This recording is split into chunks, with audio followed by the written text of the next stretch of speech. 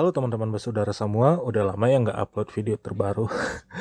Oke, jadi pada video kali ini saya ingin bahas tentang jenang kapal. Jika kemarin saya sudah membahas mengenai nahkoda kapal, yang sesuai dengan saya, status saya cucu dari nahkoda era kapal perintis, yang mana kapal pertama opa saya itu adalah KM Bogowonto, kapal terbesar pada zaman dulu. Jika pada episode sebelumnya kita sudah membahas tentang nahkoda, maka sekarang kita akan membahas mengenai jenang, salah satu bagian yang cukup penting di dalam kapal. Sebelum kita mulai, saya ingin kalian semua tahu kalau saya tidak sama seperti YouTuber lainnya, yang mana sebagian besar isi videonya itu adalah muka mereka atau bisa dibilang narsis yang ingin dianggap selebgram. Sementara kalau saya, di setiap episode seri saya ini, saya jarang menunjukkan wajah saya dan saya lebih banyak kasih tayangan tentang perjalanan kapal atau pemandangan yang cakep-cakep yang saya rekam dengan kamera HP saya. Supaya apa? Supaya kalian fokus terhadap materi atau bahan saya, bukan fokusnya kepada saya. Masa iya wajah yang udah sering tampil di sinetron, film, di bioskop, muncul lagi di YouTube? Ingat, saya tidak mengejar predikat selebgram seperti orang lain. Saya sudah cukup bangga sebagai pemain film, bukan selebgram ataupun wartawan. Oke, jenang. Di Indonesia, jabatan jenang ini hanya ada di kapal pelni aja. Sedangkan di kapal swasta tidak ada yang namanya jenang. Jenang itu apa sih? Jenang atau chief purser itu adalah seorang kru kapal yang bertanggung jawab atas manajemen keuangan dan administrasi kapal. Kalau bahasa sederhananya itu adalah bendahara di kapal. Jenang juga bisa dikatakan seperti manajer di perhotelan, karena jenang adalah orang yang bertanggung jawab dalam hal pelayanan terhadap tamu atau penumpang, kebersihan kapal, mengawasi kerja housekeeping kapal, dan lainnya. Kenapa saya bilang seperti manajer di hotel? Karena sejatinya kapal penumpang itu adalah hotel yang berjalan. Jadi segala sesuatu kebutuhan dan layanan tamu itu disesuaikan atau disamakan dengan hotel yang ada di darat. Dan jenang kapal ini memang wajib orang yang lulusan sekolah perhotelan. Jadi dia tahu seperti apa hospitality atau pelayanan tamu di dalam kapal.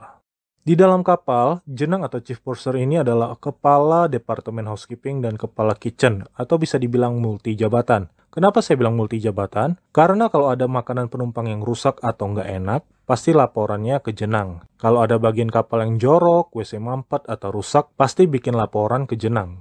Jadi semua komplain yang kurang baik dari penumpang pasti sampai ke jenang. Atau bahasa sederhananya, kalau ada pelayanan yang kurang memuaskan, lapor aja ke jenang. Di kapal pelni posisi jenang ada 2 orang.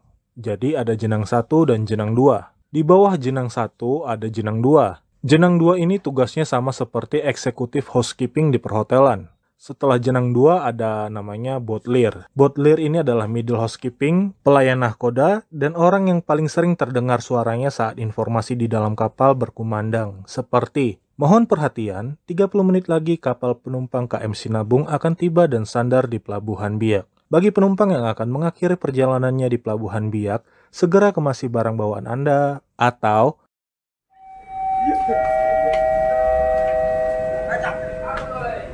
para penumpang sekalian yang hormati, selamat siang. Diberitakan kepada seluruh penumpang makan siang Anda telah kami siapkan. Kami persilakan Anda untuk mengambilnya di pantry deck 4 sebelah kanan dengan membawa tiket Anda masing-masing serta antri satu persatu. Untuk lebih jelasnya diberitakan kepada seluruh penumpang makan siang Anda telah kami siapkan. Kami persilakan Anda untuk mengambilnya di pantry deck 4 sebelah kanan dengan membawa tiket Anda masing-masing serta antri satu persatu. Atas perhatiannya kami ucapkan terima kasih dan selamat makan. Nah, itu kalau kalian pernah dengar suara seperti itu di kapal, itu namanya suara botlir. Sebenarnya kalau mau disamakan dengan hotel, botlir itu bisa dikatakan juga sebagai FO atau front office di bagian resepsionis. Selanjutnya ada kepala pelayan, lalu P2 atau pelayan kapal, penatu atau laundryman, bagian laundry, dan yang terakhir adalah PIDC atau housekeeping dan security kapal. Housekeeping itu apa sih bang? Itu loh orang yang di kapal kerjaannya nyapu-nyapu di kapal, ngepel, ngebersihin kamar mandi, bersihin kasur atau matras kelas ekonomi, ngumpulin dan buang sampah, dan lainnya. Bang, tadi itu katanya ada laundry di kapal. Iya benar, Tugasnya untuk membersihkan linen atau spray kasur perwira di kapal dan juga pakaian perwira kapal. Dulu, zaman era tahun 90-an, P2 atau pelayan kapal, job desk-nya mereka di kapal sangat banyak. Karena terlalu banyak, maka sekarang dibagi tugasnya dengan anak PIDC housekeeping. Kalau saya tidak salah, PIDC itu bentuk outsourcing atau jasa penunjang operasional yang berupa kontrak. Jadi ada masa kontrak kerjanya, bukan permanen. Untuk di bagian kitchen, perakit masak itu sama dengan kepala koki. Nah, setelah itu baru ada yang namanya juru masak. Dan ini perlu diketahui juga untuk umum. Juru masak atau yang masak di dalam kapal itu jumlahnya tidak banyak. Untuk di kapal tipe 2000 penumpang, juru masak itu ada 7 orang dan kepala koki 2 orang. Di kapal tipe 1000 penumpang, juru masaknya ada 4-5 orang dan kepala koki 1 orang. Di kapal tipe 500 penumpang, juru masaknya ada 3-4 orang dan kepala koki 1 orang. Jadi sekarang kalian tahu kan kalau yang masak makanan untuk penumpang itu jumlahnya berapa? Itu kalau jumlah penumpangnya sesuai oke lah. Bagaimana kalau seperti di KM Awu atau KM Loser, kapal tipe 1000 penumpang, tapi selalu isi lebih dari 1200 penumpang atau saat musim libur seperti Lebaran dan Nataru itu bisa lebih dari 2000 penumpang. Yang masak makanan cuma 9 orang, tapi sekali masak itu bisa untuk 4000 penumpang sekali makan, ya. Pagi, siang, dan sore. Udah gitu penumpangnya ngeluh lagi. Idih, makanannya kok gini. Heran memang lihat manusia yang begitu ya. Untuk di bagian kitchen atau ABK di bagian dapur, mereka itu setidaknya memiliki sertifikat food product. Jadi nggak asal-asalan merekrut ABK di dalam kapal. Kalau butler juga harus memiliki sertifikat room attendant perhotelan. Dan kalau jenang itu memang harus D3 perhotelan. Kalau dengar cerita orang-orang tua dulu, beberapa jenang yang mungkin sekarang satu persatu sudah pensiun, itu dulunya dari P2 kapal. Ada beberapa yang bagus disekolahkan perhotelan untuk naik jabatan menjadi jenang. Kalau sekarang, beberapa jenang di kapal sebagian dari tamatan sekolah perhotelan. Nah, ini jenang kita. Kalau jenang itu, nih lambangnya bunga seperti ini, warnanya emas atau gold ya. Jenang 1, stripnya 1, warnanya gold ya, emas.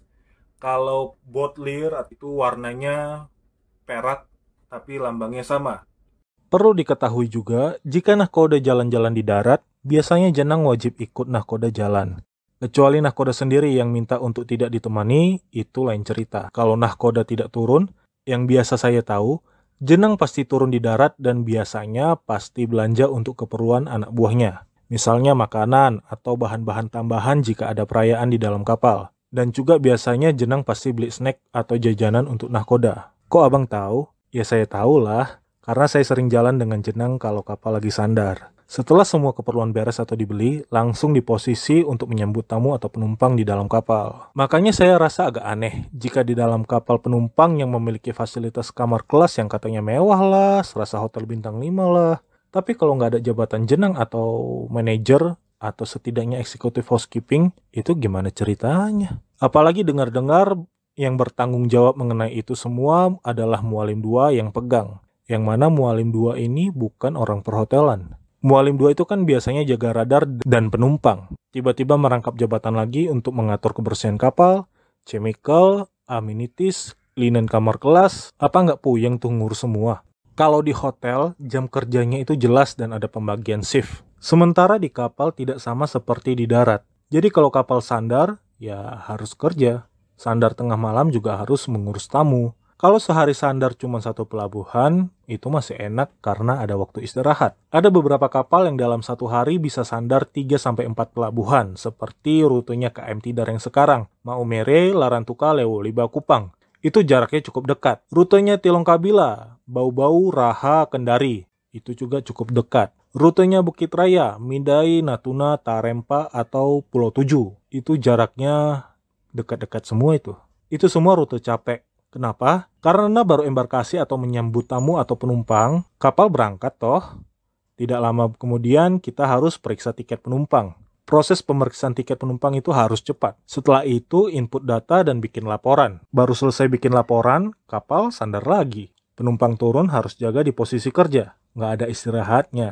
Belum lagi ada laporan dari penumpang tak kehilangan lah atau rusuh di dalam kapal. Selain capek tenaga, mereka capek pikiran juga. Harus bikin laporan kerusakan aset kapal dan lainnya. Mungkin anak-anak sekarang anggap remeh masalah ini ya. Ya mungkin mereka memang basicnya bukan perhotelan. Tapi ini cukup penting. Kalau memang mau meniru konsep kapal pesiar atau cruise, ya otomatis segala sesuatu di dalamnya juga harus ditiru. Jangan setengah-setengah. Apalagi dengar-dengar jabatan jenang itu sekarang namanya sudah diganti menjadi steward atau pelayan. Ini saya serius nanya. Ini saya nanya serius. Itu yang ganti-ganti begitu ngerti jabatan dunia perhotelan nggak sih?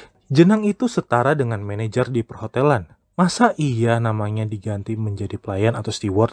Jatuh sekali nama jenang kalian bikin. Di kapal sudah ada yang namanya pelayan atau steward. Kok stewardnya jadi banyak ya? Atau disamakan? Jadi kalau kalian ingin atau tertarik ingin menjadi jenang atau chief purser di kapal, setidaknya kalian harus D3 perhotelan, punya BST, buku pelaut, SCRB, CCM, AFF, dan MIFA. Kalau HKPIDC, mungkin cuma butuh buku pelaut dan BST aja. Kenapa saya berani angkat ini dan berani menyamakan dengan perhotelan? Karena saya juga anak perhotelan. Saya punya sertifikat yang resmi dan sah perhotelan. Seiring berjalannya waktu, saya menyadari beberapa hal di bagian kapal ada persamaan seperti perhotelan. Seperti contoh, housekeeping, food and beverage service, atau bagian kitchen, front office, dan yang terakhir, satpam. Di hotel juga ada satpam toh.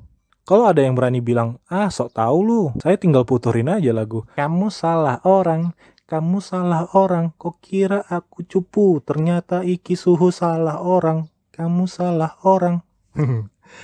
Oke, jadi udah ngerti ya. Jenang atau chief purser itu kepala departemen administrasi keuangan dan layanan kepada tamu atau penumpang. Di bawah jenang 1 ada jenang 2, botlir, perakit masak, dan seterusnya. Jenang ini hampir sama atau sederajat dengan manajer di perhotelan, bukan pelayan atau steward, dan jenang ini wajib lulusan sekolah perhotelan. Jika ada kekurangan selama berada di kapal atau keluhan selama berada di kapal, mulai dari kebersihan kamar mandi, kebersihan dek penumpang, atau ada bagian dek yang bocor atau netes-netes air dari atas plafon, makanan yang terlalu pedas, ikannya bikin gatal atau kurang matang, semua laporan itu pasti akan sampai ke jenang. Saya pikir ini sudah cukup jelas untuk pembahasan kali ini. Sebelum saya mengakhiri video ini, ada satu hal yang harus kalian ketahui juga. Orang-orang housekeeping atau orang-orang departemen housekeeping itu wajib ramah, senyum, bersih, rapi atau grooming, dan tidak jenggotan. By the way, bahan materi ini saya bikin sebenarnya sudah lama. Ini juga sebagian hasil ngobrol-ngobrol dengan beberapa jenang di kapal. Saya baru up ini ke publik setelah saya mendapatkan sertifikat perhotelan. Jadi saya publish video ini dengan status orang yang punya basic di perhotelan. Bukan orang sembarangan yang asal ngomong yang nggak jelas latar belakangnya. Terima kasih sudah menonton video ini and see you in the next video.